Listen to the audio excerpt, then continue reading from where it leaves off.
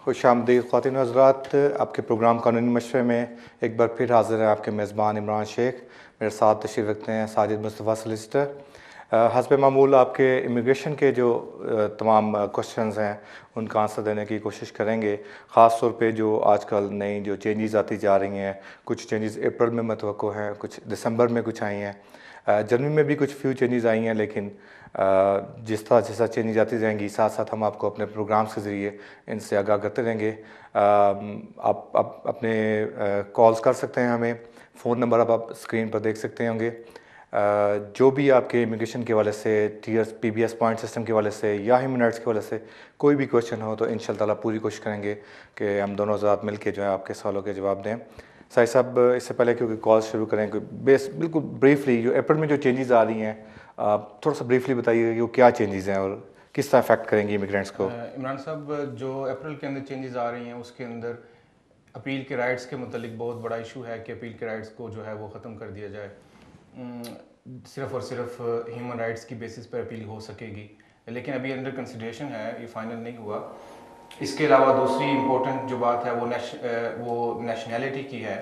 अगर किसी शख्स का जो कंडक्ट है वो पब्लिक इंटरेस्ट को इन्फ्रिंज करता है या उस पर इफेक्ट करता है तो उसकी बेस के ऊपर नेशनैलिटी जो नेचुरलाइजेशन के थ्रू जिन्होंने नेशनैलिटी हासिल की है उनको इख्तियार मिल जाएगा कि वो भी उससे वो ले लें और फिर उसको स्टेटलेस कर लें। ये अभी डिस्कशन हो रही है, अभी कंसल्टेशन चल रही है। लेकिन अगर आप ये समझे कि अगर ये जो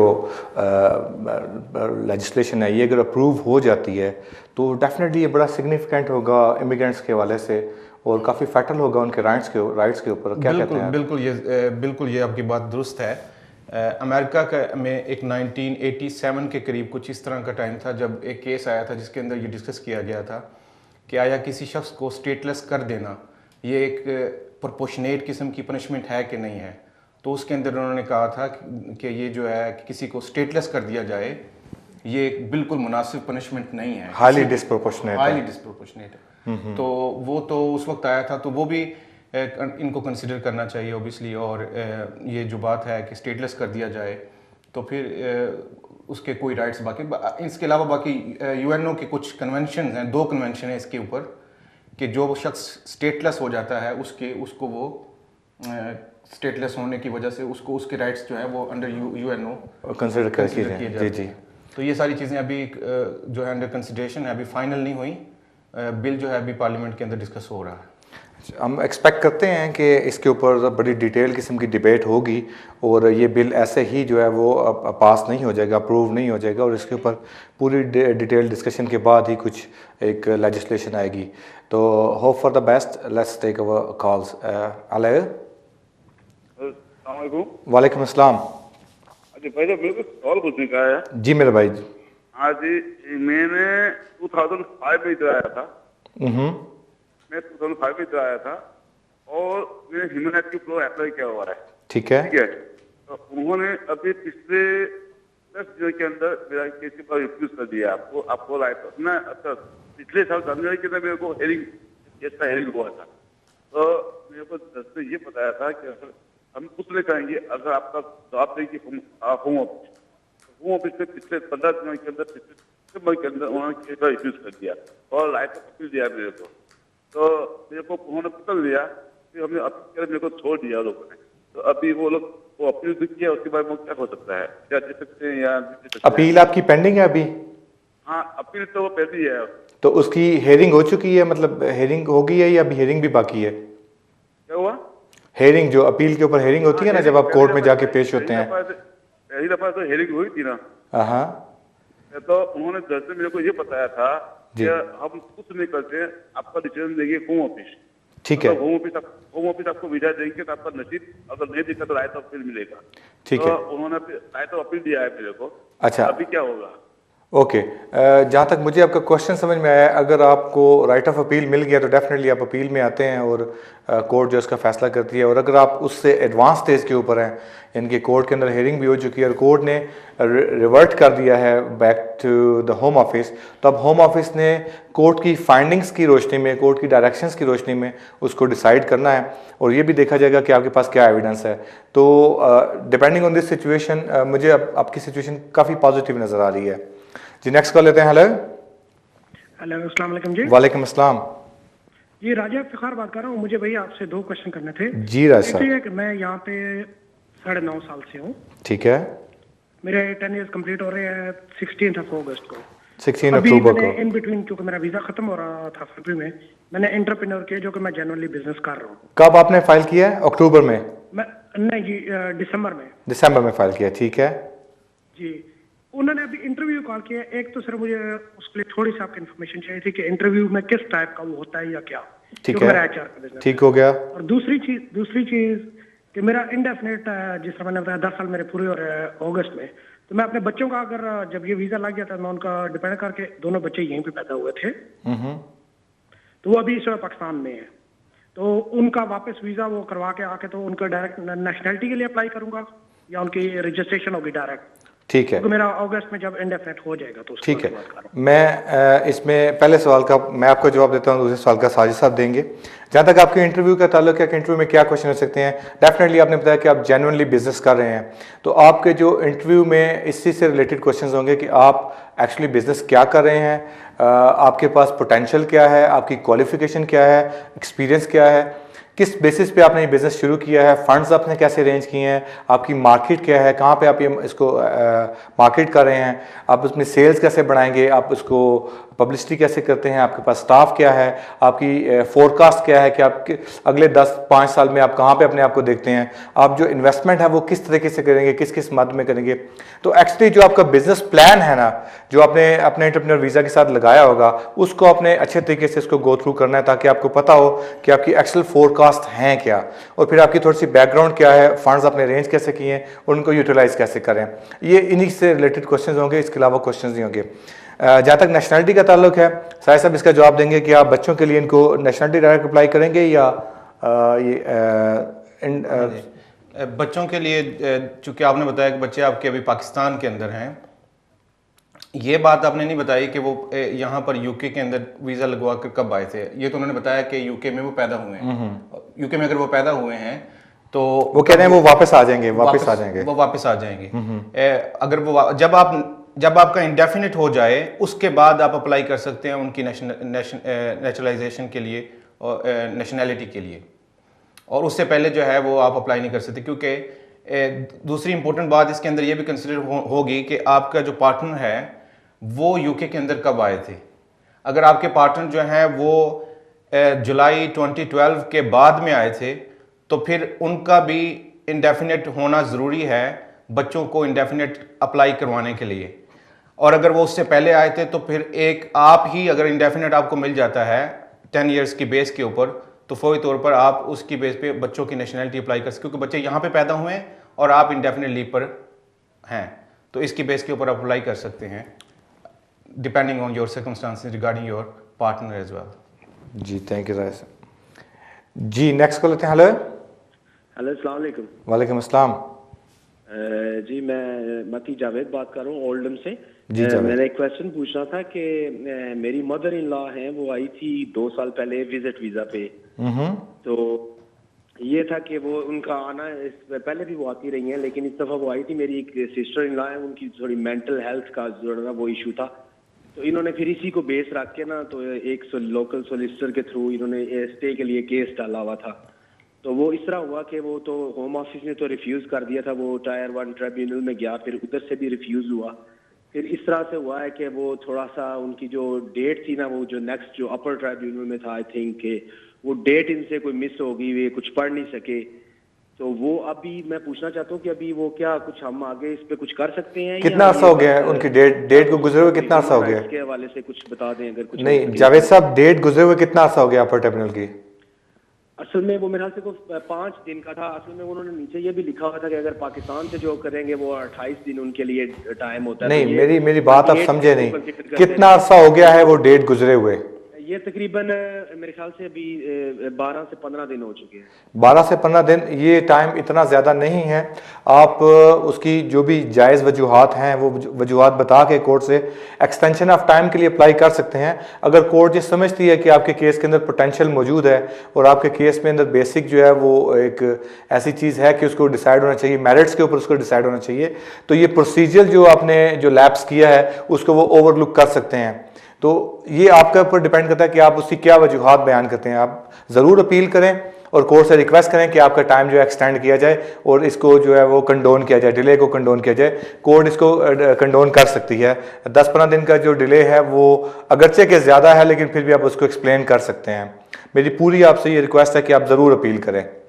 जी, नेक्स्ट कॉल लेते हैं। हेलो हेलो जी, हेलो, अस्सलाम वालेकुम जी। वालेकुम अस्सलाम जी, बात करें। सर, मेरा क्वेश्चन ये है कि मैं अप्रैल 2004 में एज ए स्टूडेंट आया था यूके में। तो मेरी मिसेज ने मुझे दिसंबर 2007 में ज्वाइन किया था। मेरे 2 बेटे हैं जो यूके में ही पैदा हुए हैं। अब मैं ये कह रहा हूँ कि मैं नेक्स्ट मंथ अपना ILR basis of long residency apply करना चाह रहा हूँ। एक तो मेरा क्वेश्चन ये है कि मुझे बताएं कि आजकल वो कितना टाइम लेंगे।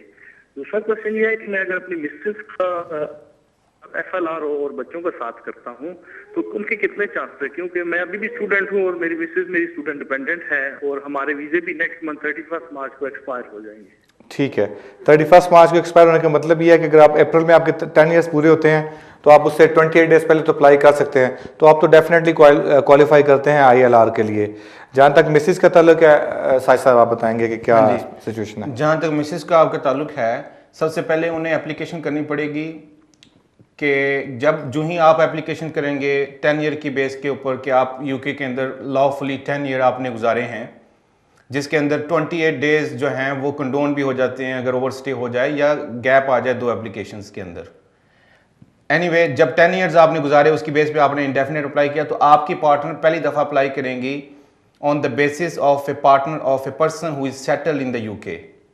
तो वो पहले आपकी डिपेंडेंट होंगी। पहले आप स्टूडेंट थे तो आपकी डिपेंडेंट थी, अब वो आप सेटलमेंट में जाएंगे तो वो आपकी डिपेंडेंट बनेंगी सेटलमेंट की कैटेगरी के अंदर। जब वो सेटलमेंट की कैटेगरी के अंदर बन जाएंगी उसके बाद देखा जाएगा कि आपकी मिसेस जो हैं आया 2 साल, अगर फिर वही रूल अप्लाई होगा।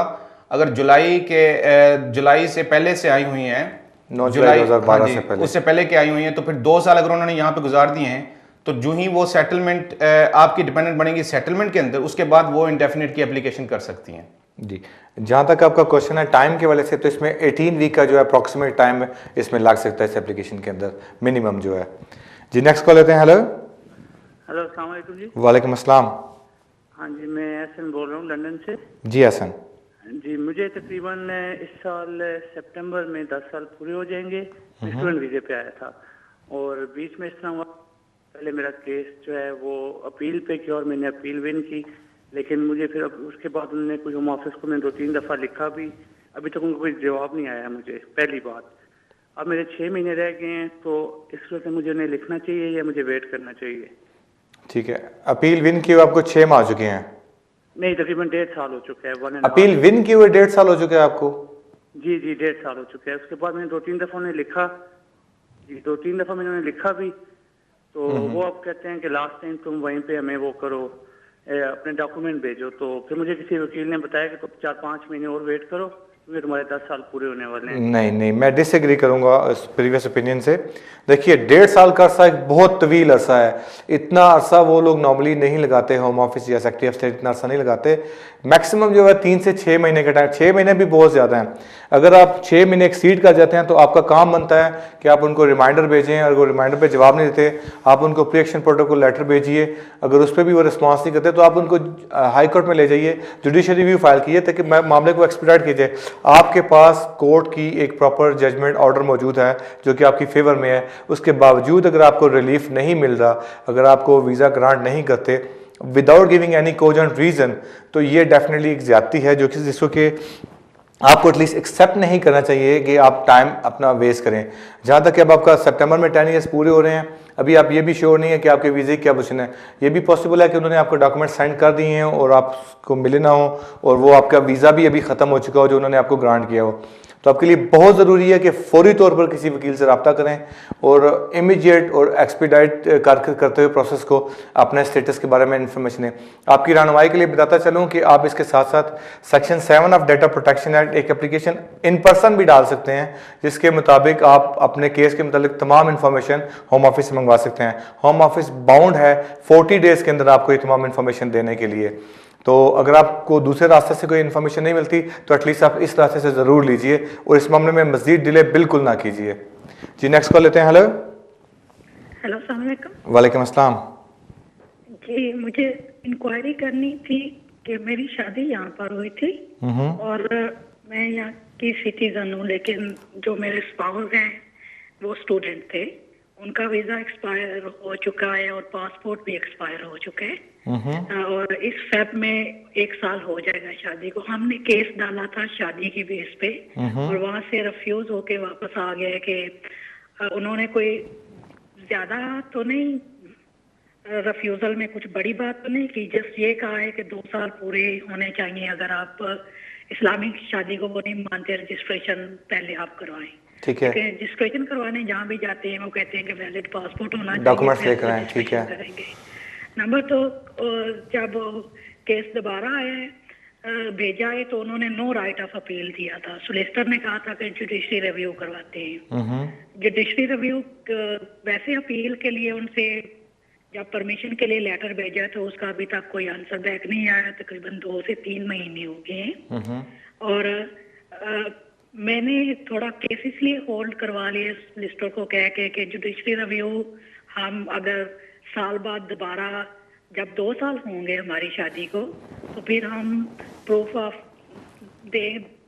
दे देंगे कि 2 साल हमें हो गए। अच्छा, सॉरी मैं आपकी बात यहाँ पे काट रहा हूँ, मुझे आपका केस समझ में आ गया। अब मेरी बात आप ध्यान से सुनिए प्लीज़। साहिब साहब आप भी मेरी रहनुमाई कीजिएगा अगर मैं कुछ बात बताऊं इसमें। अच्छा, एक चीज़ ये याद रखिए कि जुडिशल रिव्यू की टाइम लिमिट होती है। आप 90 दिन के बाद ओरिजिनल फैसले के बाद जुडिशल रिव्यू फाइल नहीं कर सकते। ठीक है, उसकी एक टाइम लिमिट है। आप ये नहीं कह सकते कि आप साल के बाद जुडिशल रिव्यू फाइल करेंगे। ठीक है, ये बात तो आप जहन से निकाल दीजिए। जुडिशल रिव्यू अगर अभी आपने फाइल किया हुआ है तो वो परमिशन टू एप्लीकेशन मिलने में डेफिनेटली 2 से 3 माह, समटाइम 4 माह का अर्सा लग जाता है। तो ये टाइम भी आपका कंज्यूम हो रहा है। बहरहाल आपको प्रोटेक्शन एक मिली हुई है, आप जुडिशल रिव्यू के अम्ब्रेला के नीचे फिलहाल सेफ हैं। अगर ये परमिशन खुदा न खास्ता रिफ्यूज़ हो जाती है तो उसके बाद आप रिन्यूअल की एप्लीकेशन फाइल कर सकते हैं विदिन 7 डेज आफ्टर डिसीजन। जब वो रिन्यूअल की एप्लीकेशन आप फाइल करते हैं तो उसके बाद फिर 3 से 4 माह के बाद हेयरिंग की डेट मिलती है। उस हेयरिंग के ऊपर आपका बैरिस्टर या आपका सोलिसिटर एडवोकेट जो भी होगा वो आपको रिप्रेजेंट करता है और फिर हेयरिंग होती है। इस सारे प्रोसेस में आगे मजीद 4 से 6 माह का अर्सा लग सकता है। मेरी आपसे यही गुजारिश होगी कि आप जुडिशल रिव्यू के प्रोसेस को अच्छे तरीके से इसको प्रोसेस होने दीजिए और तमाम डॉक्यूमेंट्री एविडेंस अपने सोलिसिटर या बैरिस्टर को प्रोवाइड करें ताकि वो इसको अच्छे तरीके से इसको कॉन्टेस्ट करें। मुझे इसमें पोटेंशियल ज़्यादा नज़र नहीं आता क्योंकि आपकी शादी रजिस्टर्ड भी नहीं है, आपके हस्बैंड जो है उनका वीज़ा वैसे ही एक्सपायर्ड है और आपका 2 साल का पीरियड भी पूरा नहीं हुआ। तो इसमें बहुत ज़्यादा पोटेंशियल तो नहीं है, लेकिन चूंकि आप एक अपना राइट एक इस्तेमाल करें, इससे आपको रोका नहीं जा सकता, तो आप ज़रूर ये फाइल कीजिए। आप एक काम ये भी कर सकते हैं कि इसमें आर्टिकल 12 की जो प्ली है वो भी ले सकते हैं कि जिसके तहत आपको शादी करने की परमिशन दी जाए। चूँकि शादी के लिए आपको आईडी डॉक्यूमेंट्स की रिक्वायरमेंट होती है, आप होम ऑफिस से टेस्टेड कॉपीज़ भी मंगवा सकते हैं और उसकी बेसिस पे भी आप शादी रजिस्ट्रेशन के लिए अप्लाई कर सकते हैं। रिलेशनशिप आपका ड्यूरेबल है, जेन्युइन है, तो इसमें कोई प्रॉब्लम आपको आनी नहीं चाहिए। सिर्फ थोड़ा सा ज़रूरत इस चीज़ की है कि आप पेशेंटली और तरीके के साथ सेंसिबली जो है इस केस को आगे लेकर चलिए ताकि आपके 2 साल का पीरियड भी पूरा हो जाए और आपकी शादी रजिस्टर होने की भी कोशिश पैदा हो जाए। सभी आप इसमें कुछ ऐड करेंगे? नहीं, आपने काफ़ी डिटेल के अंदर ये बता दिया है। सिर्फ ये बताना चाहता हूँ कि इसके अंदर थोड़ा सा इशू है जो जब रजिस्ट्रेशन के वक्त जाते हैं आपके पास पासपोर्ट नहीं है। मेरी अंडरस्टैंडिंग के मुताबिक पासपोर्ट होना ये शादी रजिस्टर करने के लिए कोई लीगल रिक्वायरमेंट नहीं है, लेकिन ये वैसे इम्पोज कर दी गई है चूँकि आईडी डॉक्यूमेंट्स उनको चाहिए होते हैं तो वो पासपोर्ट उसका मांगते हैं और वाले वीज़ा मांगते हैं। सही बात। तो ये है कि अदरवाइज वो लीगल रिक्वायरमेंट उस तरह नहीं है, लेकिन to certain whether what's his name, nationality and date of birth, तो उसके मुतल्लिक वो फिर चाहते हैं कोई ना कोई आईडी होनी चाहिए। अगर पासपोर्ट एक्सपायर भी हो चुका हो अंडर आर्टिकल 12 वो शादी रजिस्टर करवा सकते हैं, उनका पूरा राइट है। उसका लीगल स्टेटस क्या है, disregard to the legal status, वो यहाँ पे लीगल है या नहीं है, उसके बगैर शादी रजिस्टर भी वो करवा सकते हैं। लेकिन चूंकि ये प्रोसेस चल रहा है, इसको JR के अंदर डिस्कस किया जा सकता है, चैलेंज किया जा सकता है इनको, और वो अगर हो जाए तो फिर ये इसके मतलब कोई अंडरस्टैंडिंग कोई आ जाएगी, क्लियर कट क्लैरिफिकेशन कोर्ट की तरफ से, तो फिर उसके अप्लाई होगा। इन नटशेल के आप इस अपने जुडिशियल रिव्यू के प्रोसेस को जो है वो इसको कैरी ऑन कीजिए और अच्छे तरीके से अपने केस को प्रेजेंट करिए। नेक्स्ट कॉल लेते हैं। हेलो हेलो जी, अस्सलाम वालेकुम। वालेकुम अस्सलाम। शुक्र है आप बहुत अच्छी तरह से समझाते तो है ना, आराम आराम से बोलते तो हैं। बहुत शुक्रिया। जरा मेरा केस मैं चाहती हूँ कि मुझे आराम से बता दे तो बड़ी मेहरबानी होगी। जी जी जी। मैंने बच्ची की शादी की है पाकिस्तान में 3-4 हफ्ते पहले। अब मुझे ये मालूमात हासिल करनी है कि हमें क्या क्या चीजें जो है जरूरी चाहिए। आया केस वहाँ से अप्लाई करना है या यहाँ से? लड़का जो है वो पाकिस्तान में है तो वो आ सके। आप मेरे 2-3 सवालों के जवाब दीजिए। आपकी बेटी जॉब करती हैं, काम करती हैं? हाँ जी, वो जॉब करती हैं। उनकी इनकम तकरीबन 18,600 के करीब है सालाना। जॉब में है, मेरा कहने का मतलब 18,600 से ज्यादा है उनकी इनकम सालाना? हाँ जी, ओवर 30 से, हाँ जी ओवर 30 है वो। बिल्कुल ठीक है जी, और उसका अपना मकान है लेकिन रह मेरे साथ रही है वो। अकेली तो नहीं रह सकती ना, तो ठीक है। आया हम डिक्लेयर करें कि वो बाद में अपने घर रहना चाहती है। बिल्कुल ठीक है। अच्छा, और उसकी बैंक स्टेटमेंट्स भी हैं, हर चीज जेन्युइन है, हमारी कोई चीज भी गड़बड़ वाली नहीं है। ठीक है। और बच्चा भी हाईली एजुकेटेड है वहाँ पे, ऐसी बात नहीं है। बिल्कुल, आपका मुझे केस समझ में आ गया। साजिद साहब आपको ब्रीफली और डिटेल से चीज़ों की लिस्ट बताते हैं कि जो आपको ज़रूरत होगी। जी साजिद साहब। हाँ जी, सबसे पहले तो आपने जो है एम्प्लॉयमेंट कॉन्ट्रैक्ट देना है, जिसके अंदर ओबियसली वो डिटेल बताई होगी कि इनकी जो कॉन्ट्रैक्ट है वो परमानेंट है या टेम्प्रेरी है। जो भी डिटेल है एम्प्लॉयमेंट कॉन्ट्रैक्ट की, वो एम्प्लॉयमेंट कॉन्ट्रैक्ट आपने प्रोवाइड करना है। ठीक है, ये स्पेसिफाइड डॉक्यूमेंट्स हैं, अगर इनमें से एक भी मिसिंग होगा तो रिफ्यूज़ल होने के चांसेस हैं। दूसरी इंपॉर्टेंट बात है, लेटर चाहिए एम्प्लॉयर की तरफ से जो ये बताए कि आपकी इनकम कितनी है एनुअल, उनकी जो है वो पोजीशन जो है वो जॉब की क्या है, सेम परमानेंट है या टेम्प्रेरी है, फुल टाइम है या पार्ट टाइम है, ये सारी डिटेल कवरिंग लेटर के अंदर लिखी हो, जो लेटर एम्प्लॉयर देगा। ठीक है, एम्प्लॉयमेंट कॉन्ट्रैक्ट हो गया, लेटर फ्रॉम एम्प्लॉयर हो गया। 6 मंथ की, अगर उनकी जॉब 1 साल से ज़्यादा होगी सेम एम्प्लॉयर के साथ, तो 6 मंथ की पे स्लिप्स चाहिए होंगी। और फिर उसके बाद 6 मंथ की बैंक स्टेटमेंट चाहिए होगी, जिसके अंदर जो बैंक स्टेटमेंट रिफ्लेक्ट करेगी उस पे को जो आप क्लेम कर रहे हैं। ये है आपकी फाइनेंशियल रिक्वायरमेंट के मुतालिक डिटेल्स। इसके अलावा इसके साथ साथ आपको ये शो करना पड़ेगा, एक चाहिए होगा डिक्लेरेशन एज वेल, कि ये शो किया जाए कि इनको यहाँ पे जब वो आते हैं, उनके हस्बैंड यहाँ पे उनको रखने के लिए मकान है, एडुकेटली वो अकोमोडेट भी हो सकते हैं और मेंटेन भी हो सकते हैं। ये हो जाएगा। उसके बाद जो है वो अपने पासपोर्ट की कॉपी भेजेंगी और उसके बाद बाकी जो डॉक्यूमेंट्स उनसे मुतल्लिक हैं पाकिस्तान से, उनका अपना ओरिजिनल पासपोर्ट जाएगा और टीबी टेस्ट और जो बाकी रिक्वायरमेंट्स वहाँ पर हैं। जो मेन रिक्वायरमेंट्स हैं इस वक्त जो जिसकी वजह से प्रॉब्लम हो रही है वो है फाइनेंशियल रिक्वायरमेंट की, जो मैंने आपको बता दी। साहिद साहब ने बड़ी डिटेल आपको बताया। मैं इसको इन्हीं चीज़ों को सम अप करते हुए आपको बताता हूँ ताकि आप इसको अगर नोट करना चाहें नोट भी कर लें। 3 सेक्शन आप बना लेंगे इसके। पहला सेक्शन वो होगा जिसमें इनके मनी मैटर्स डिस्कस होंगे। दूसरा सेक्शन वो होगा जिसमें इनकी अकोमोडेशन के मतलब आएगा। तीसरा सेक्शन इनकी पर्सनल चीज़ों के वाले से होगा। तो जो मनी मैटर्स के वाले से आएगा उसमें इन्होंने बताया आपको कि एम्प्लॉयर्स की तरफ से लेटर होगा, उसकी डिटेल बता दी उसमें क्या क्या होना चाहिए। फिर एम्प्लॉयमेंट का कॉन्ट्रैक्ट साथ लगाएंगी, 6 मंथ की आप वेज स्लिप लगाएंगी, P60 आप लगाएंगे पिछले साल का उनका, आपकी जो साहबजादी है उनको पता होगा ये क्या डॉक्यूमेंट्स हैं, P60 आप नोट कर सकती हैं। इसके साथ आप बैंक स्टेटमेंट लगाएंगे 6 मंथ की, जिसमें कि ये पता हो कि वेजेस जो हैं इस बैंक स्टेटमेंट के अंदर आ रही हैं। ये तो आपके हो गया जो फाइनेंशियल डॉक्यूमेंट्स हैं। इसके साथ साथ जो पर्सनल डॉक्यूमेंट्स हैं उसमें आपके आ जाएंगे अकोमोडेशन के डॉक्यूमेंट्स आ जाएंगे। फॉर एग्जांपल मॉर्गेज के उनके पेपर्स आ जाएंगे और अकोमोडेशन का लेटर आ जाएगा। सर्वेयर की रिपोर्ट आ जाएगी कि ये अकोमोडेशन जो है हाउसिंग लॉ के मुताबिक इतने लोगों के लिए सूटेबल रेजिडेंस है और इस वक्त इतने लोग इसमें रह रहे हैं और इतने लोगों की मजीद गुंजाइश इसमें मौजूद है। ये लेटर आ जाएगा। उसके साथ फिर आप ये एक मैरिज सर्टिफिकेट साथ लगाएंगे, फोटोग्राफिक एविडेंस लगाएंगे कि क्या क्या शादी के वक्त क्या मामला थे, और उसके अलावा स्पॉन्सरशिप डिक्लेरेशन जैसा कि साहिद भाई ने बताया। तो ये सारी चीज़ें जो हैं ये अकॉर्डिंग टू केस आपके चेंज होती हैं। आपके लिए बेस्ट एडवाइस ये है कि आप किसी भी सिचुएशन से नाउमीदी वाली सिचुएशन से बचने के लिए बेहतर है कि किसी सोलिसिटर से एडवाइस करें। वो आपको यहाँ पे केस सारा प्रिपेयर करके भी दे देते हैं, लेकिन ये सबमिट पाकिस्तान में ही होगा, सबमिट वहीं से होगा और यहाँ से सिर्फ आप केस फाइल बना के उनको भिजवा सकते हैं। जी उम्मीद है कि आपको सवाल का तफसील से हमने जवाब दिया, आपको समझ में आया होगा। मज़ीद अगर आपको डिटेल चाहिए आप हमें ईमेल कर सकते हैं, हम आपको इन राइटिंग भी दे देंगे। इसके साथ ख़वातीन हज़रात ब्रेक का वक्त हो रहा है, ब्रेक के बाद इंशाल्लाह दोबारा हाज़िर होंगे। कोशिश करेंगे कि नेक्स्ट सेशन में जो है शॉर्ट क्वेश्चन शॉर्ट आंसर करके ज़्यादा से ज़्यादा लोगों की कॉल्स का जवाब दे सके।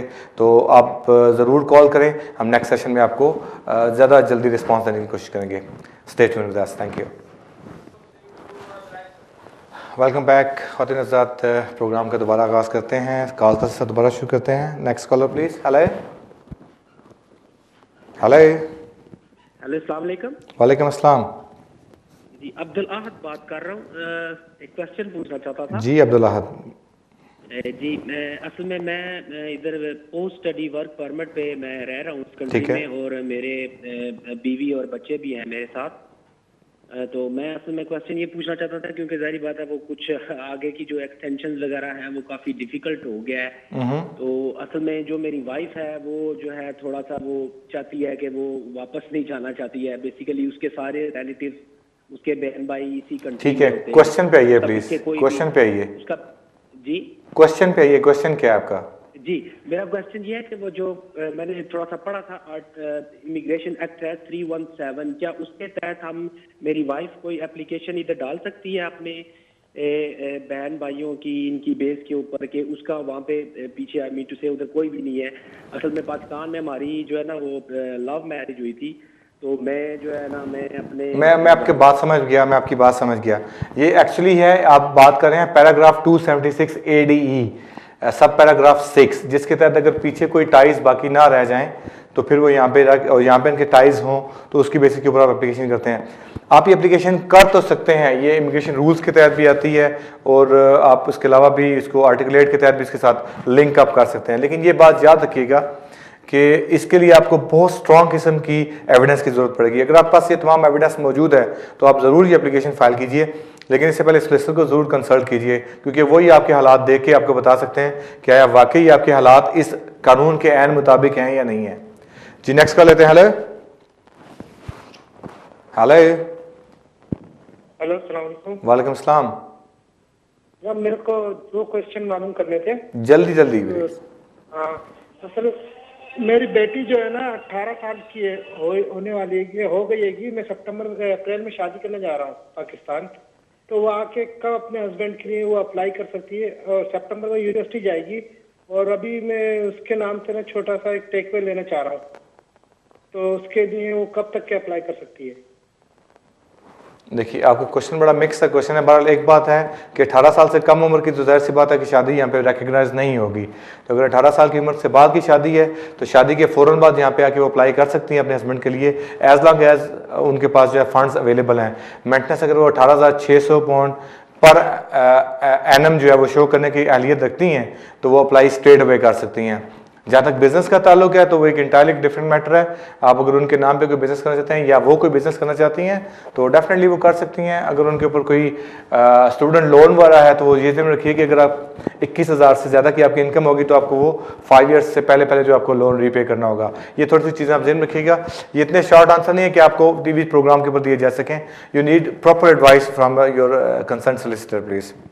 जी नेक्स्ट कॉल लेते हैं। हेलो हेलो, अस्सलाम वालेकुम। वालेकुम अस्सलाम। जी मुझे ये जानना था कि मुझे 2 साल हो गए केस छोड़े हुए और अभी मैं फाइलों पे जाती थी छोड़े हुए, तो अभी मैं दोबारा आज अपने हस्बैंड के डिपेंडेंट जाके असाइलम करना चाहती हूँ। 3.5 साल की मेरी बच्ची है, तो मुझे ये पूछना था कि वो डिटेन या फास्ट ट्रैक में तो नहीं डालेंगे? जी ये क्वेश्चन तो आप वैसे पूछ रहे हैं जैसे कोई नजूमियों वाला सवाल है कि मुझे डिटेन तो नहीं करेंगे। डिटेन करने के काफ़ी ज़्यादा चांसेस हैं और फास्ट ट्रैक के ऊपर डालने के चांसेस ये डिपेंड करता है कि आपके केस के सर्कमस्टेंस क्या हैं।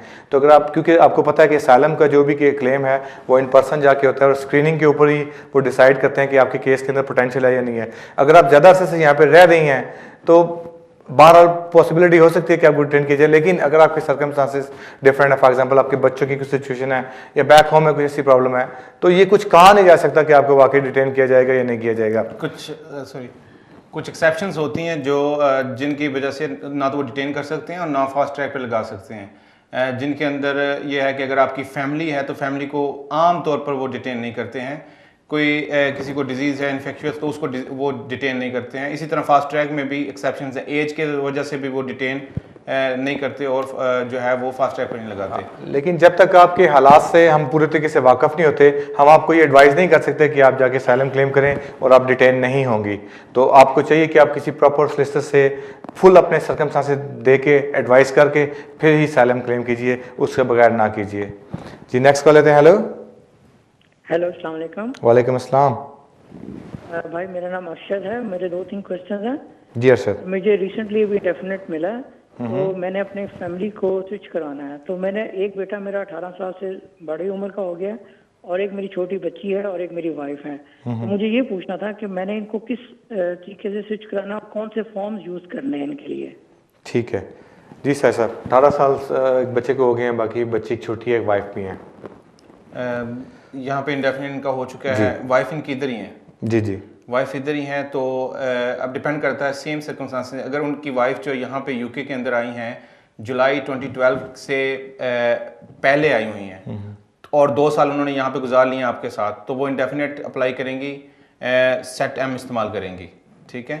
और बच्चे जो हैं, अब बच्चे अगर तो बच्चे जो हैं उनके वो भी अप्लाई करेंगे उनके साथ ही, मिसेस आपके मिसेस का वो भी सेट ओ के अंदर एज ए डिपेंडेंट अप्लाई करेंगे। इसके अलावा दूसरी कुछ उन्होंने जी जी जी ठीक है। अच्छा हाँ, दूसरी ये बात है कि अगर वो जुलाई के बाद में आई हैं तो फिर वो इंडेफिनिट डायरेक्टली अप्लाई नहीं कर सकती, उनको इंतजार करना पड़ेगा 5 ईयर्स का, depending on your indefinite leave to remain कि आपने किस तरीके से लिया। अगर पॉइंट बेस्ड सिस्टम पे लिया है तो उनको 5 ईयर्स के बाद इंडेफिनिट मिलेगा और उसी के मुताबिक जो है बच्चों को भी आपकी मिसेस के मिलने के बाद इंडेफिनिट मिलेगा। जी मैं इसमें ऐड करूं कि आप बगैर सोलिसिटर एडवाइस के ये केस फाइल ना कीजिएगा, क्योंकि थोड़ी सी इसमें कॉम्प्लिकेशन है, तो प्रॉपर एडवाइस लेके ही केस फाइल कीजिएगा। जी नेक्स्ट कर लेते हैं। हेलो जी अस्सलाम वालेकुम। वालेकुम अस्सलाम। मेरा सवाल है, मैंने टियर 2 एक्सटेंशन के लिए अप्लाई किया था, ठीक है, जो कि रिफ्यूज हो गई थी और रिफ्यूज होने के बाद फिर उसकी अपील की थी और अपील करने के बाद अपील भी डिसमिस हो गई थी, ठीक है। और उसके बाद दोबारा अंडर सेक्शन 3C दोबारा मैंने वो सारी जो ऑब्जेक्शंस उन्होंने लगाई थी उस ऑब्जेक्शन को रिमूव करते हुए दोबारा फ्रेश एप्लीकेशन मैंने लॉन्च की है। ओके। तो I just want to find out कि उसकी जो है वो क्या चांसेस हैं कि ये अगेन वही बात है कि इसके क्या चांसेस हैं, डिपेंड्स करता है कि आपने एप्लीकेशन क्या तैयार की है, सर्कमस्टांसेस क्या थे, फैक्ट्स क्या लगाए, एविडेंस क्या लगाई। तो अगर वो सारी चीज़ें अकॉर्डिंग टू द रूल्स हैं, अकॉर्डिंग टू रिक्वायरमेंट्स हैं, तो उसके एक्सेप्ट होने के चांसेस 100% हैं। अगर वो उसके मुताबिक नहीं है तो फिर एक चीज़ मैं ऐड करना चाहता हूँ, आपने जो एप्लीकेशन दूसरी की है, इन्होंने पहली एप्लीकेशन रिफ्यूज हो गई थी, अपील भी रिफ्यूज होगी, तब इनको अपील का राइट नहीं मिलेगा, ओवरस्टे हो गया। अगर आपने एप्लीकेशन की है विदिन 20 डेज आफ्टर बीइंग ओवरस्टेड तो एप्लीकेशन जो है वो वैलिड एप्लीकेशन होगी। अगर 28 डेज के बाद नहीं, ये ओवरस्टे नहीं हुए, इन्होंने अपील की है और 3C के अंदर ही थे तब उन्होंने किया है। ठीक है जी, 3C के अंदर ही किया है इन्होंने। तो ऐसी सूरत में फिर आपकी अगर आपके केस के जो सर्कमस्टांसेस हैं वो अकॉर्डिंग टू द रूल्स हैं, सारी एविडेंस आप पूरी करते हैं, तो वीज़ा ग्रांट होने के चांसेस हैं। आपकी पिछली अपील रिफ्यूज़ होने के या एक्सटेंशन रिफ्यूज़ होने के उसके ऊपर कोई खास इम्पैक्ट नहीं पड़ेगा। जी नेक्स्ट कॉल लेते हैं। हेलो वालेकुम अस्सलाम। अच्छा भाईजान, एक तो वो आपका प्रोग्राम बहुत अच्छा है, thank you very much. Thank you, शुक्रिया फॉर दिस। दूसरा भाईजान, मैं यहाँ पे स्टूडेंट हूँ। हेलो जी मैं सुन रहा हूँ, बात करें आप। जी मैं स्टूडेंट हूँ यहाँ पर और मेरे 2 बेबीज हैं और दोनों इधर ही पैदा हुए हैं। मेरा वीज़ा जिस दिन ख़त्म हो रहा है उससे एक दिन पहले जो मेरा बड़ा बेटा है वो 7 ईयर का हो रहा है, तो आगे मेरे पास कोई चांस नहीं है क्योंकि मेरे 5 ईयर लेवल 7 में हो गए हैं। एक तो मैंने ये पूछना है कि अगर मैं एक दिन पहले या 2 दिन पहले अप्लाई करूंगा तो मैं कौन सी एप्लीकेशन करूंगा, FLR की करूंगा या FLR FP जो है वो करूंगा। दूसरा जो है कि बच्चे के क्या कौन से डॉक्यूमेंट लगाने चाहिए कि जिससे उसकी तीसरी जो शर्त है वो पूरी ठीक है मेरे भाई, मैं ब्रीफली आपको आंसर करने की कोशिश करता हूँ। इसमें सिचुएशन ये है कि अगर एक दिन पहले भी है तो आप अप्लाई कर सकते हैं, क्योंकि आप अपना वीज़ा एक्सपायर होने से 28 डेज़ पहले बहरहाल अप्लाई कर सकते हैं, ये आपके पास एक एग्जाम्पशन मौजूद है। एक चीज़ सेकेंडली ये कि मोस्ट प्रॉब्ली आपके लिए जो अप्रोप्रिएट फॉर्म होगा वो FLR FP होगा। वो कि कुछ केसेस में FLRO भी आप लगा सकते हैं, लेकिन डिपेंड करता है कि आपकी एग्जैक्ट सिचुएशन क्या है। तो मैं रिकमेंड करूंगा FLR FP आपकी जो ज़ुबानी बात की रोशनी में। डॉक्यूमेंट्स की जहाँ तक आपने बात की, क्या लगेंगे डॉक्यूमेंट्स, आपको ये प्रूव करना है कि ये बच्चा जो है ये वापस क्यों नहीं जा सकता, क्या ऐसे हालात होंगे अगर ये वापस जाएगा तो क्या प्रॉब्लम्स होंगी, तो उससे रेलिवेंट आपने एविडेंस इनको प्रोवाइड करनी है। साहिब साहब आप क्या ऐड करेंगे? हाँ जी, बच्चा ये आपने मेनली शो करना है। एक तो 7 ईयर उसको हो गए हैं, दूसरा ये रीजनेबल नहीं है कि बच्चे को वापस भेजा जाए, ये मेन इंपॉर्टेंट इशू है। अगर उसके बेस के ऊपर आपका बच्चा अप्लाई करेगा और आपके बच्चे के बेस के ऊपर आप अप्लाई करेंगे तो मेन एप्लीकेंट आपका बच्चा बनेगा, क्योंकि वो इंडिपेंडेंट एप्लीकेशन करेगा। और फिर उसके साथ ही आप ये एप्लीकेशन करेंगे कि आप उस बच्चे के वालिद हैं जिसने 7 साल यहाँ पे गुजार दिए हैं और उसके लिए और ये अनरीजनेबल है कि उस बच्चे को वापस भेजा जाए, तो उस बेस के ऊपर आप जो है अप्लाई करेंगे पेरेंट रूट के ऊपर। हाँ जी, पेरेंट्स रूट के ऊपर करेंगे। दैट्स राइट जी। नेक्स्ट कॉल लेते हैं। Hello hello hello, can you hear me? जी नेक्स्ट कॉल देते हैं। क्वेश्चन है प्लीज, अगर आप जवाब दे सकें प्लीज। सबसे पहले तो मैं यहाँ पे 2006 पे आया था वर्क परमिट 1 ईयर। ओके।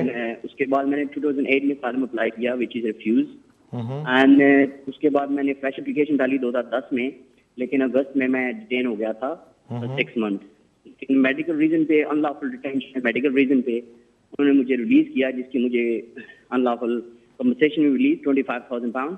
लेकिन उसके बाद मैंने जो फ्रेश एप्लीकेशन की थी वो होम ऑफिस ने इंटरव्यू लेना चाह रहे थे पानी एज ए फ्रेश क्लेम, लेकिन due to mental health condition मैं इंटरव्यू पे नहीं जा सका, तो जिसकी वजह से 18 महीने बाद उन्होंने वो भी केस रिफ्यूज किया, राइट ऑफ अपील दिया।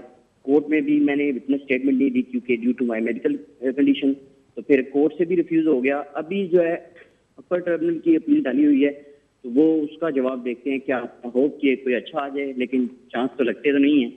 तो मैं ये पूछना चाह रहा हूँ, तो क्या मैं ये इंटरव्यू भी नहीं दिया, विटनेस स्टेटमेंट भी नहीं कोर्ट में ऊपर, तो ये क्या मुझे फ्रेश एप्लीकेशन डालने का दोबारा चांस मिल सकता है?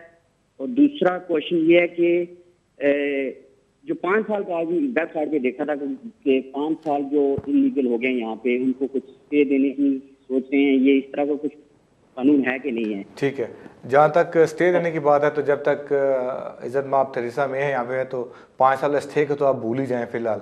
वो तो बल्कि जो जिनके पास हैं उनसे भी लेने के लिए कोशिश कर रहे हैं, तो उसको तो आप बिल्कुल अभी फ़िलहाल भूल जाएं। जहाँ तक आपकी बात है कि जो फ्रेश एप्लीकेशन फ़ाइल करने की वजह से, देखिए आपने गोल्डन अपॉर्चुनिटीज़ मिस की हैं। आपको उन्होंने पूरी अपॉर्चुनिटी दी इंटरव्यू करने की, फिर कोर्ट में अपॉर्चुनिटी दी, आपको अपील का राइट दिया, आपने वो भी मिस किया। तो ये बड़ी पोटेंशियल चीज़ें थी जिनको आपने मिस किया है। अगर आपके पास इनकी बहुत वैलिड और स्ट्रॉन्ग रीजंस मौजूद हैं, आपके पास मेडिकल एविडेंस मौजूद है, स्ट्रॉन्ग किस्म की एविडेंस मौजूद है, एक्सपर्ट्स की आपके पास ओपिनियन मौजूद है कि आप एविडेंस देने के अहल नहीं थे किसी भी वजह से, क्योंकि जब अगर आप साउंड माइंड के नहीं हैं तो आपकी एविडेंस ना रिकॉर्ड की जा सकती है और ना ही उसके ऊपर डिपेंड करके कुछ डिसीजन दिया जा सकता है। अगर ऐसी कोई भी सिचुएशन मौजूद थी फिर तो अपर टेबल में आपके चांसेस यकीनन ब्राइट हैं। लेकिन अगर आपने बिला वजह ये एविडेंस देने से गुरेज किया है, या एटलीस्ट वजह थी लेकिन आपने वो वजह स्टैब्लिश नहीं की और आपने उसकी कोई एविडेंस नहीं दी, तो फिर भी अपर टेबल में आपके चांसेस बहुत कम हैं। दोबारा असाइलम एप्लीकेशन फ़ाइल करने के जो इम्कानात हैं वो भी ना काफ़ी हद तक कम है, बल्कि ना होने के बराबर हैं। हाँ, आप फर्दर सबमिशंस के ज़रिए अगर अपने मज़ीद बात उनसे करना चाहें तो वो आप यकीनन कर सकते हैं। जी नेक्स्ट कॉल लेते हैं। हेलो हेलो, अस्सलाम वालेकुम। वालेकुम अस्सलाम। मेरा क्वेश्चन है, मेरा वीज़ा जुलाई में रिफ्यूज़ हुआ है, मेरे 2 बच्चे हैं यहाँ पे, मुझे 14 इयर्स हो गए हैं, और जब नए रूल्स हुए थे तब मेरी एप्लीकेशन रिफ्यूज़ हो गई है लास्ट ईयर।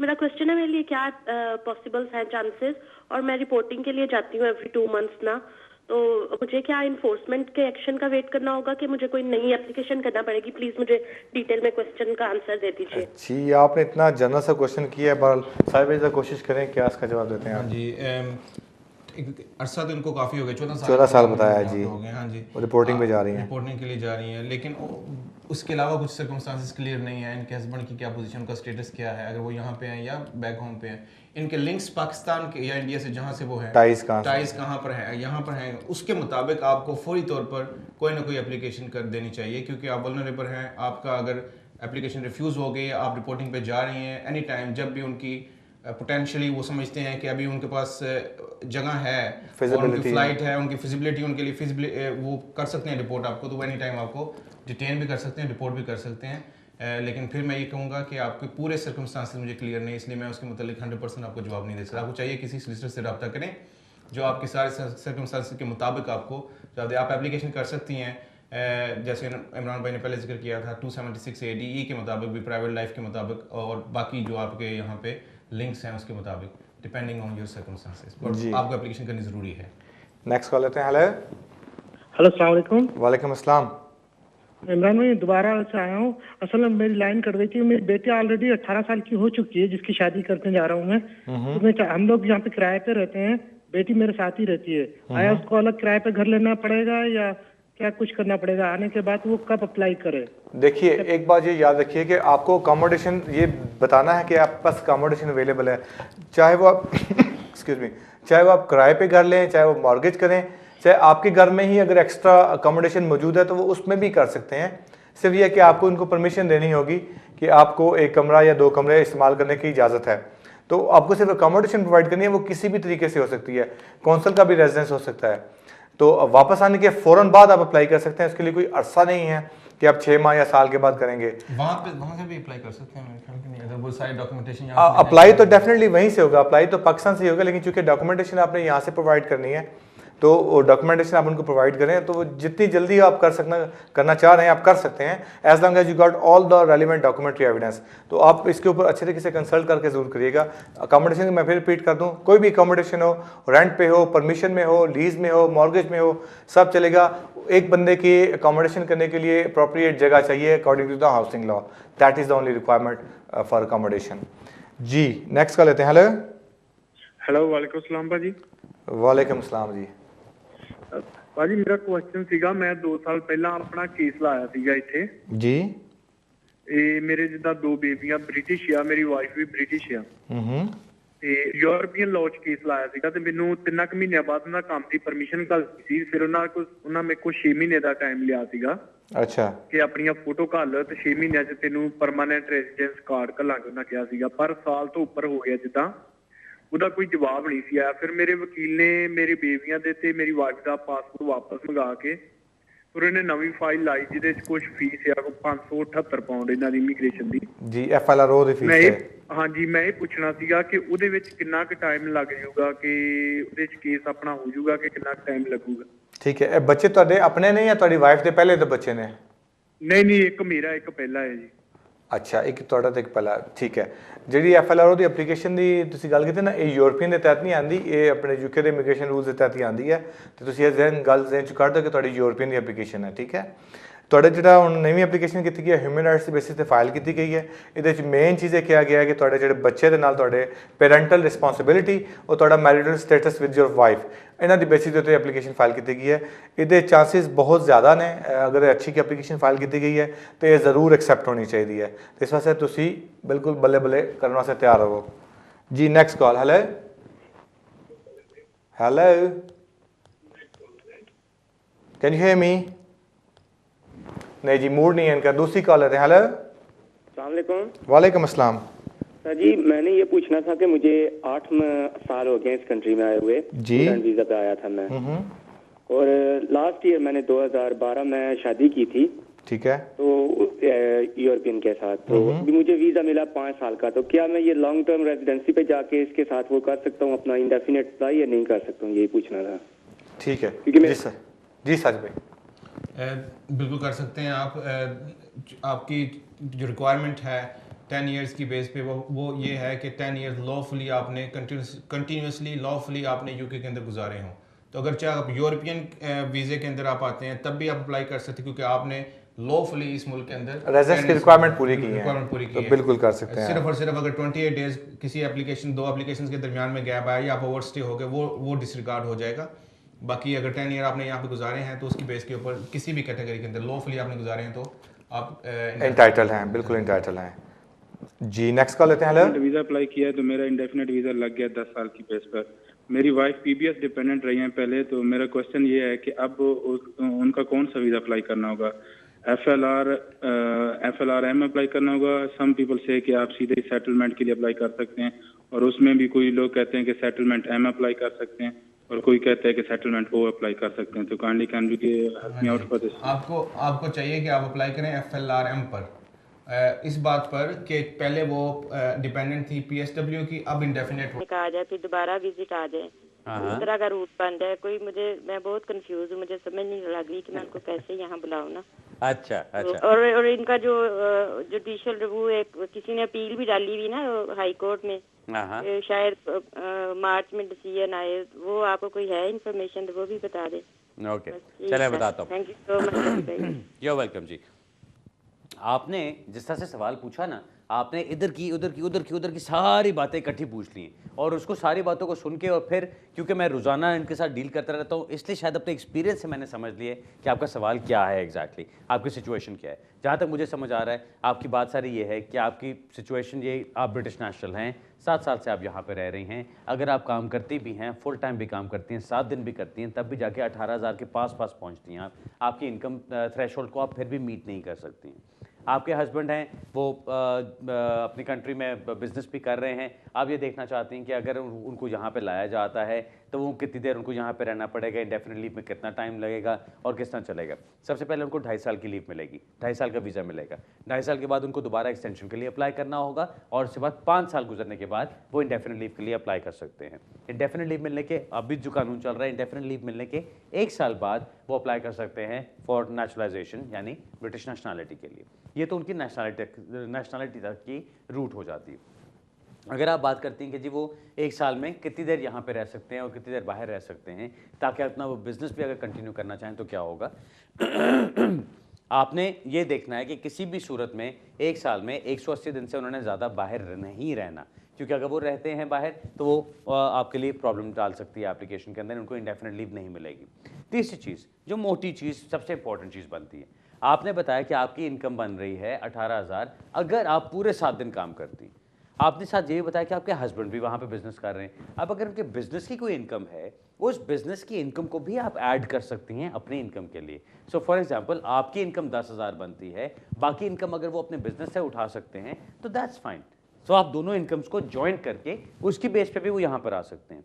अगर आप कहते हैं कि जी मैं उनको स्पाउस वीज़ा पे ना बुलाऊं और उनको विजिट वीज़ा बुला लूँ, वो आते जाते रहें, वो आपकी मर्जी है, लेकिन फिर उनको यहाँ पे काम करना अलाउड नहीं होगा। ये चीज़ याद रखिए। दूसरा, जब भी आप विजिट के लिए अप्लाई करेंगे उनके लिए, तो हो सकता है आपको ये थोड़ी सी प्रॉब्लम पड़े कि वो कहें कि जी ये विजिट के लिए आ रहे हैं यहाँ पे, वो आके रुक जाएंगे यहाँ पे, वापस नहीं जाएंगे, तो उसके लिए आपको सारी उनकी वहाँ की इन्फॉर्मेशन देनी पड़ेगी। मेरा ख्याल है आपको शायद गालिबन इस चीज़ का नहीं पता कि आप दोनों इनकम को कंबाइन करके भी अप्लाई कर सकते हैं। तीसरी चीज़ एक और है, अगर आपकी इनकम की कोई शॉर्टेज बनती है, यानी आपके 18,000 से कम, आपके 18,600 से आपकी कोई इनकम शॉर्टेज कम है उससे, तो आप क्या कर सकते हैं। जो आपकी शॉर्टेज बनती है, फॉर एग्जांपल 18,600 होना चाहिए, आपकी इनकम बनती है 16,000, आप क्या करते हैं, वो 18,600 में से उस 16,000 को माइनस करें तो पीछे आपका 2,600 बना। उस 2,600 को आप मल्टीप्लाई करें बाय 2.5 और उसको आप ऐड कर दें 16,000 के अंदर। अब वो 16,500 के अंदर आपने उसको ऐड करके जो आपका अमाउंट बनता है, अगर 6 महीने वो अमाउंट आपके पास मौजूद है आपकी सेविंग्स के अंदर, तो वो भी आप उसकी बेस पे भी अप्लाई कर सकते हैं, फिर भी आपको पूरी इनकम दिखाने की ज़रूरत नहीं है। सो डिफरेंट ऑप्शंस हैं जिसके ऊपर आप चल सकती हैं। जो आपने सिचुएशन अभी बताई, जितनी इन्फॉर्मेशन आपने दी उसके मुताबिक तो मैं आपको यही बता सकता हूँ। मुझे इंपॉर्टेंट चीज़ जो आपके केस में नज़र आ रही है, शायद जहाँ पे जाके आपका कुछ डिफरेंस आ जाए ओपिनियन में, वो यही है कि आपकी हस्बैंड की जो इनकम है वो भी आपके साथ ऐड हो सकती है। सो अगर उनकी इनकम इतनी ज़्यादा बन जाती है जो पिछले 1 साल में या 6 महीने में दिखा सकते हैं और प्रूव कर सकते हैं, तो वो दोनों इनकम्स कंबाइन करके भी आप कर सकते हैं। तीसरी चीज़ जो आपकी फाइनल थी कि जी वो जो केस है वो कितनी देर का केस है, कब डिसीजन आना, उसमें केस किया गया था MM एंड अदर्स, उसके अंदर अभी तक हाई कोर्ट का फैसला आ चुका हुआ है। हाई कोर्ट में जज ने कहा था कि 13-14 हज़ार की रेंज में आपकी इनकम होनी चाहिए, तो वो इनकम थ्रेशोल्ड इसके अंदर ठीक रहेगा और जो होम ऑफिस को एक्सेप्ट करना चाहिए। होम ऑफिस ने उसके खिलाफ अपील की है और अब जो जजमेंट सुप्रीम कोर्ट की आनी है, हम सबको उसका इंतज़ार है। अब वो जजमेंट कब एक्सपेक्टेड है? मार्च में उसकी हेयरिंग होती है या अप्रैल में उसकी हेयरिंग होती है, तो मई जून में उसके आपको जो डिसीजन है वो एक्सपेक्टेड है। मैं एक्सपेक्ट ये करूँगा कि मई जून में जाके कहीं हमें पता चलेगा कि वो उन्होंने इनकम थ्रेशोल्ड कम किया है या उसको वहीं पे रखा है या उन्होंने कोई और चीज़ उसमें से मानी है कि नहीं मानी है। बिकॉज उसके अंदर और भी काफ़ी सारे पॉइंट्स हैं अबाउट क्या आपकी प्रोस्पेक्टिव जॉब लेटर है उसकी इनकम मानी जा सकती है, थर्ड पार्टी सपोर्ट की इनकम मानी जा सकती है, ऑल दोज थिंग्स कंबाइंड वो भी उसके अंदर आती हैं। अच्छी जजमेंट है जिसका इंतज़ार हम कर रहे हैं। लेट्स सी कि उसमें क्या होता है। आपके लिए सबसे पहला पॉइंट ये है, अपने वकील से बात करें या हमसे बात करें, देखें क्या बनता है कि आपकी दोनों की जॉइंट इनकम्स को देख के फिर देखा जाए कि आपके पैसे पूरे होते हैं कि नहीं। हो सकता है उसी में आपका काम हो जाए और आपको सबका इंतजार ना करना पड़े। ऑलराइट जी, बेस्ट ऑफ लक। अगला सवाल लेते जी। हेलो अस्सलाम वालेकुम भाई। जी वालेकुम सलाम। जी मैं इधर 2009 में आई थी अपने हस्बैंड के साथ में एज ए विजिट पे आई थी। तो अभी मैं असलम कराई हूँ, ह्यूमन राइट्स एप्लीकेशन डाली हूँ मैं, 2 साल हो गए। मेरे फिंगरप्रिंट्स भी हो गए हैं कि मेरा हस्बैंड छोड़ के चला गया, मैं इंडिया से हूँ। तो अभी तक मेरा कुछ जवाब नहीं आया वहाँ से। 2 साल हो गए, यहाँ तक के तो मेरा केस वो लोग एक्सेप्ट करे नहीं करे वो कुछ भी जवाब नहीं दिए वो लोग। अगर आपसे मिलना चाहते हैं तो हम कौन सा तरीका है मिलने का? अच्छा आपने बात वो अपने केस की आप कर रही थी, सवाल आपने सिर्फ ये पूछा कि मिलने का कौन सा तरीका है। मिलना कोई बहुत मुश्किल नहीं है जी। 4 ऑफिसेज हैं हमारे जहाँ पे आप मिल सकती हैं। आपने सिर्फ ऑफिस के हमारे जो वो फ्री फ़ोन नंबर है, आप सिर्फ उस पर नंबर पे फ़ोन कीजिए, वहाँ पे आपको ऑप्शंस मिल जाएंगे। आप जिस ऑफिस में जाना चाहती हैं उस ऑफिस का ऑप्शन दबाइए, वहाँ पे आप रिसेप्शन पे बात कर लीजिए, उनसे आप टाइम ले लीजिए। ये तो मिलने का आपका तरीका हो जाएगा। इसके अलावा आप स्काइप पे बात करना चाहें तो स्काइप पे भी हमारी कॉन्वर्सेशन हो सकती है, वो भी कोई मुश्किल नहीं है, और आप फ़ोन पर भी कंसल्ट कर सकती हैं। ये तो मिलने की बात होगी, इसको तो आप साइड पर कर लें। जो आपने बात पूछी कि जी वो असाइलम किया और अभी तक उसका जवाब, सॉरी असाइलम कह रहा हूँ, आपने ह्यूमन राइट्स की एप्लीकेशन डाली और उसका अभी तक जवाब नहीं आया। कोई वो ऐसी बात नहीं है कि आप उसके अंदर बहुत घबराएं। सिर्फ इस चीज़ का ख्याल रखिएगा कि आपका एड्रेस करंट उनके पास मौजूद है। अगर आपका सोलिसिटर था तो उसका करंट एड्रेस उनके पास मौजूद है, क्योंकि कई दफ़ा ऐसा भी होता है कि आप समझ रहे हैं कि अभी तक जवाब ही नहीं आया और होम ऑफिस ने आपकी किसी पुराने एड्रेस के ऊपर जवाब भेज दिया होता है। मेरा मशवरा आपको यही होगा, अगर आप इंतज़ार और नहीं करना चाहती हैं, 10 पाउंड का चेक लगाइए, अपनी सब्जेक्ट एक्सेस रिपोर्ट मंगवा दीजिए। वो सब्जेक्ट एक्सेस रिपोर्ट जो आएगी उसके अंदर आपको होम ऑफिस की फ़ाइल की पूरी कॉपी मिल जाएगी, जिससे आपको पता चल जाएगा कि आपके केस में अभी तक क्या हो रहा है। अगर केस का फैसला हो चुका, किसी गलत एड्रेस पे भेज चुके, तो वो भी पता चल जाएगा। अगर नहीं हुआ और अभी तक एप्लीकेशन पेंडिंग है तो वो भी